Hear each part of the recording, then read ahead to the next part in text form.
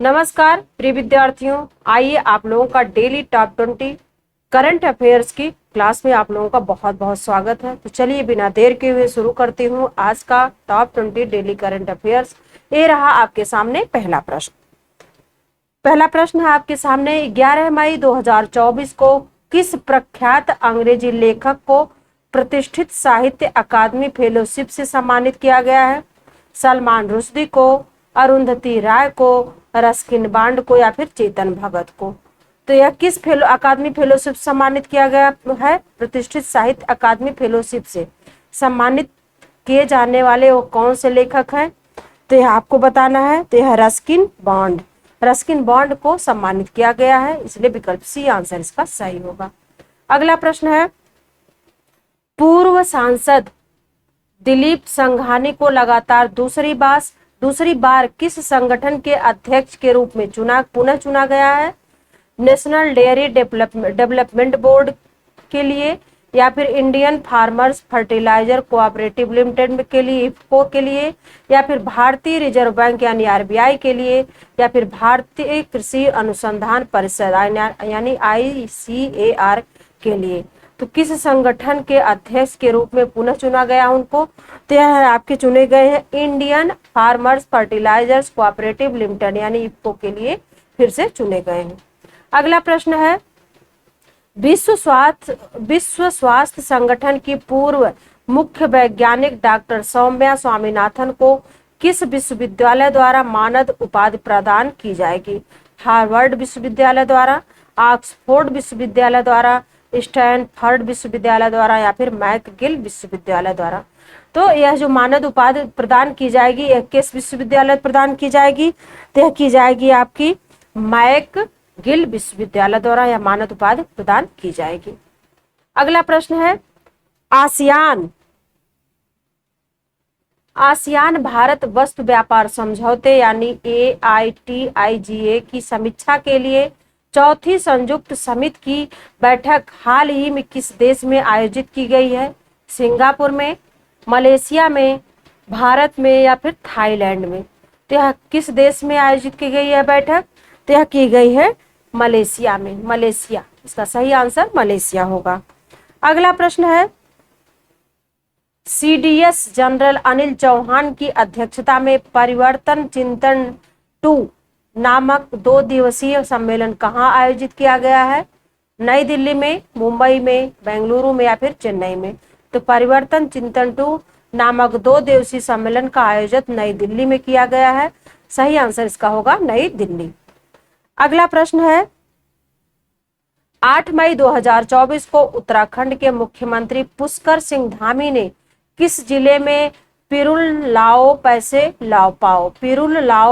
पाओ मिशन की शुरुआत किया है? देहरादून में, नैनीताल में, रुद्रप्रयाग में या फिर हरिद्वार में? तो पुष्कर सिंह धामी ने किस जिले में पिरुल लाओ पैसे पाओ मिशन की शुरुआत किया है उन्होंने? तो रुद्रप्रयाग में उन्होंने शुरू किया है। इसका सही आंसर होगा रुद्रप्रयाग। अगला प्रश्न है, 9 मई 2024 को रक्षा सचिव गिरिधर अरामाने ने नई दिल्ली में DRDO द्वारा किस विषय पर आयोजित 2 दिवसीय राष्ट्रीय संगोष्ठी और उद्योग बैठक का उद्घाटन किया है? कृषि और खाद्य सुरक्षा में नई प्रौद्योगिकियां, या फिर बुनियादी ढांचे के विकास में उभरती प्रौद्योगिकियां, या स्वास्थ्य सेवा में नई प्रौद्योगिकी का उपयोग, या फिर सुरक्षा और रक्षा तकनीकों में नवीन विकास? तो इस बैठक में यानी जो आयोजित 2 दिवसीय राष्ट्रीय संगोष्ठी और उद्योग बैठक का उद्घाटन किया गया है किस विषय पर था? तो यह था आपका बुनियादी ढांचे के विकास में उभरती प्रौद्योगिकियां, इस पर बैठक की गई है। अगला प्रश्न है, हाल ही में किस सामाजिक कार्यकर्ता को प्रतिष्ठित global pride of Sindhi award 2024 से सम्मानित किया गया है? पवन सिंधी को, अमरचंदानी को, सुनील गुरबक्सानी को या फिर राजेश सबनानी को? तो किसे इस अवार्ड से सम्मानित किया गया? प्रतिष्ठित global pride of Sindhi award 2024 से सम्मानित ये सामाजिक कार्यकर्ता है, इनको किस सम्मान से सम्मानित किया गया? कौन है वो जिस इस सम्मान से सम्मानित किया गया? पवन सिंधी। तो ये है पवन सिंधी। पवन सिंह को इस अवार्ड से सम्मानित किया गया है। आइए अगला प्रश्न ये रहा आपके सामने। हाल ही में लार्सन एंड टुब्रो यानी L&T ने किसे कंपनी के अध्यक्ष के रूप में नियुक्त किया, जो कंपनी के पूर्णकालिक निदेशक और CFO के पद पर भी बने रहेंगे? तो सुब्रमण्यम शर्मा को, विजय कुमार को, R शंकर रमन को या फिर अनिल नायक को? तो जो CFO के पद पर भी बने रहेंगे वह कौन है? ते है आपके R शंकर रमन। R शंकर रमन इसका सही आंसर होगा R शंकर रमन। अगला प्रश्न है, यूनाइटेड वर्ल्ड रेसलिंग ने किस एथलीट को 31 दिसंबर 2024 तक के लिए निलंबित कर दिया गया है? विजेंद्र सिंह को, सुशील सिंह को, बजरंग पुनिया को या फिर विनेश फोगाट को? तो जो निलंबित किए गए 31 दिसंबर 2024 के लिए वह है आपके बजरंग पुनिया को निलंबित किया गया है। सही आंसर होगा बजरंग पुनिया। अगला प्रश्न है, हाल ही में जॉन स्वाइनी किस देश के 7वें प्रथम मंत्री बन गए हैं?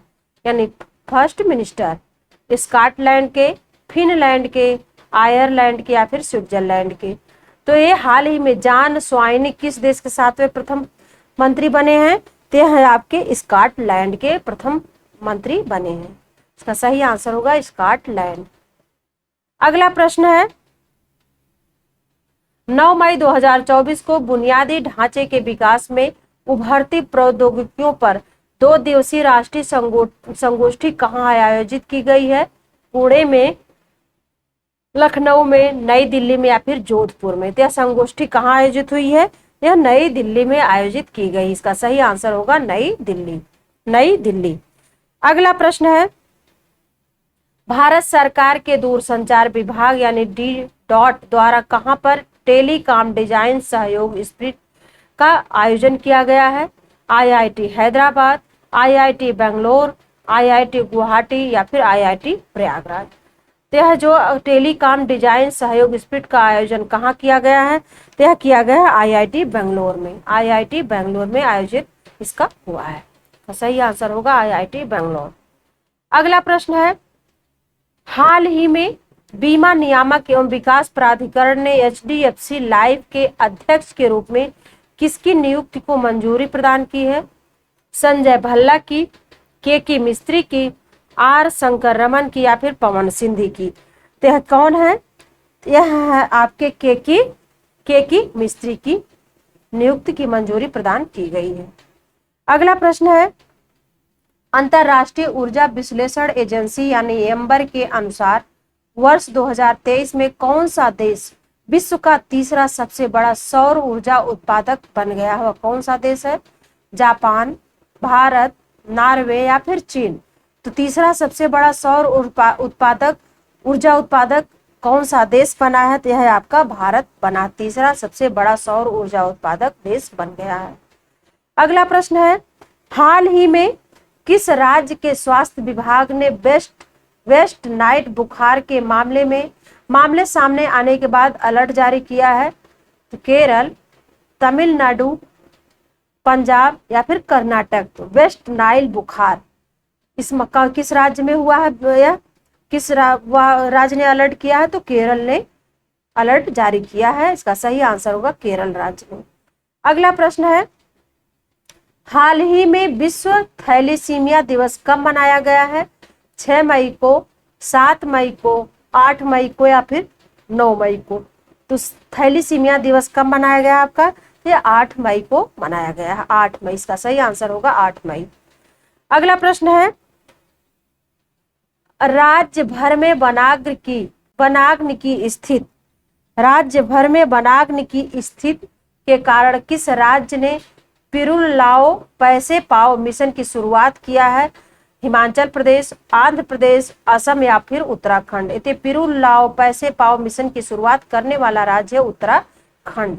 इसका सही आंसर होगा उत्तराखंड। अगला प्रश्न है, 6 से 9 मई 2024 के मध्य भारतीय नौसेना के जहाज दिल्ली, शक्ति एवं किल्टन ने किस देश का दौरा किया है? सिंगापुर, मॉरिशस, मालदीव या फिर श्रीलंका?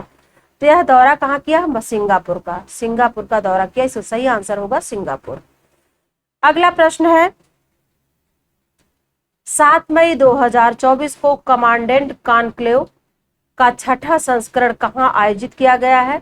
सैन्य प्रौद्योगिकी संस्थान मुंबई में, सैन्य प्रौद्योगिकी संस्थान पुणे में, या फिर सैन्य प्रौद्योगिकी संस्थान दिल्ली में, या फिर सैन्य प्रौद्योगिकी संस्थान जयपुर में। तो इसका छठा संस्करण कहां आयोजित किया गया है? तो यह किया गया सैन्य प्रौद्योगिकी संस्थान पुणे में। इसका सही आंसर है सैन्य प्रौद्योगिकी संस्थान पुणे। तो ये था आज का डेली टॉप 20 करंट अफेयर्स की क्लास। आप लोग इसको तब तक देखते रहिए, स्वस्थ रहिए। फिर मिलती हूँ अगले डेली टॉप 20 करंट अफेयर्स की क्लास में। तब तक के लिए नमस्कार।